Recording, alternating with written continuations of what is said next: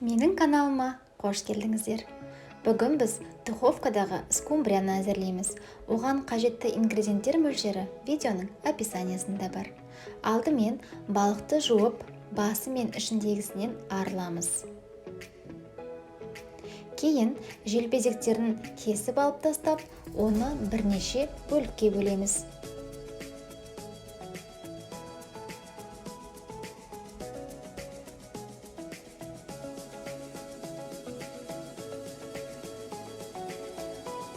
Кейін тұздап, бұрыштап 30 минутқа тоңазытқышқа қоямыз. Уақыт өткенше үйдегі бар көкөністерді тазалап кесеміз. Мен картоп, болгар бұрышы мен қызанақты қолдандым.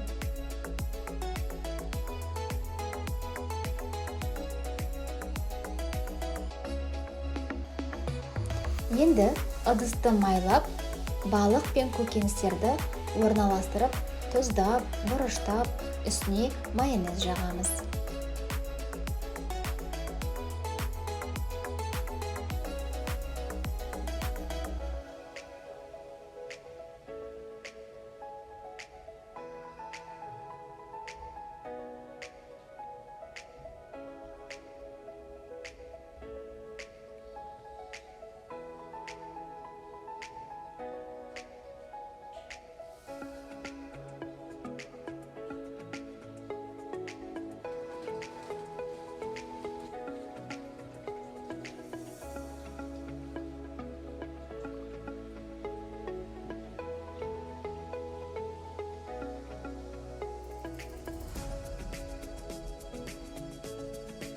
Бетін жауып, қызып тұрған пеште 200 градуста 40-45 минут пісіреміз.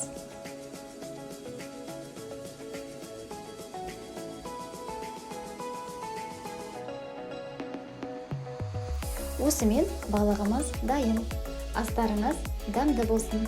Егер рецепт ұнаса, каналға тіркеліп, лайк басып, комментарий қалдырыңыздар. Келесі кездескенше.